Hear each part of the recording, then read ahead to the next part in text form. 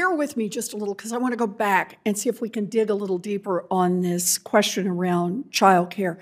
So our earlier discussion talked about how these extremist House Republicans are demanding massive, across-the-board spending cuts. And if defense is off the board, veterans are off the board, Social Security is off the board, and Medicare is off the board, as some Republicans now claim, then the other programs at a minimum, I'm kind of like you are here, Dr. Zandi, it's just math. You've got to cut the other programs by about 78%, or else just wipe out entire programs.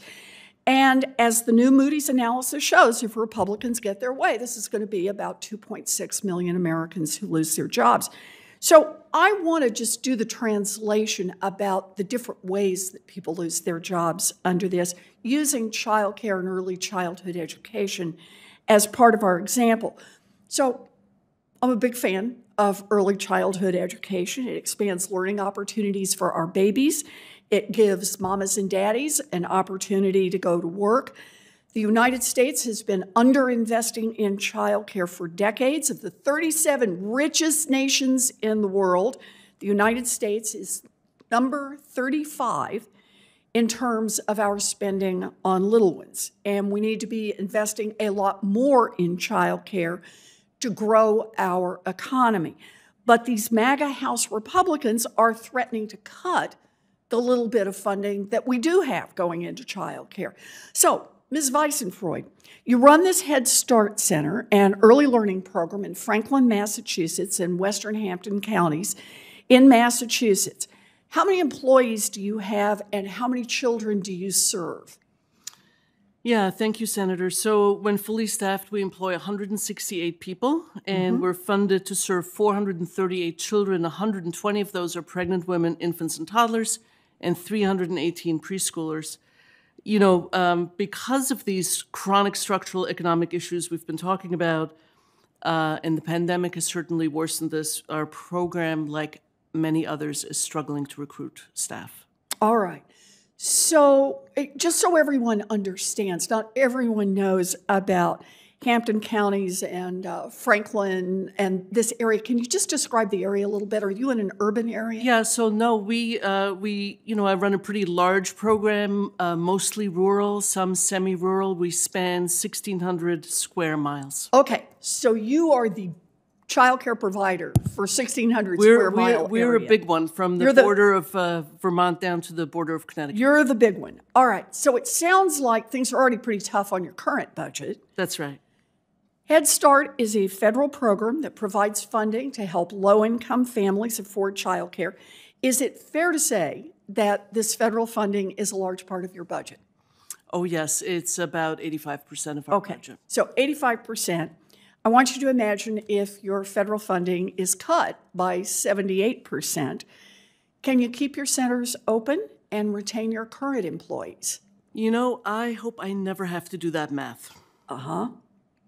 But if you do? Well, it'll be a huge impact to our operations. As I said, we have 168 employees. We operate 11 sites, 28 classrooms over this rural area. So a 78% cut, we would be serving fewer than 100 children, and we would probably have to reduce to 1 or 2 centers. I would have to lay off about 130 staff, I would say.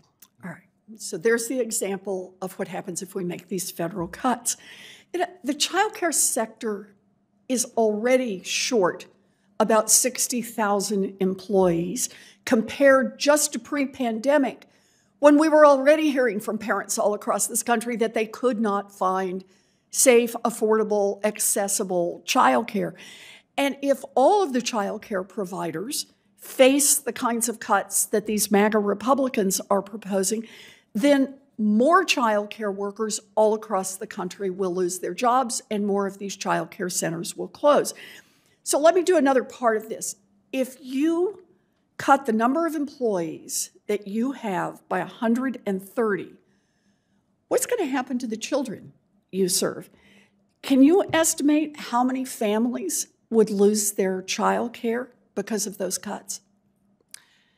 Well, again, just doing the arithmetic here, so about 341 of the most vulnerable children and their families would lose care, and that would have both short-term and longer-term impacts, right? So in the short term, if we cut 130 staff, these youngest children would lose access to quality early education and care, to nutritious meals and snacks, screenings, referrals, health and mental health supports, all the things I spoke about earlier, and lose their critical relationships with teachers.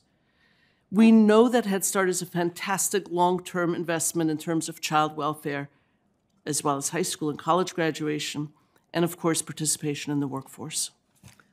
So I'm just trying to think through what this means in terms of job losses. So we cut the federal budget the way the Republicans have proposed.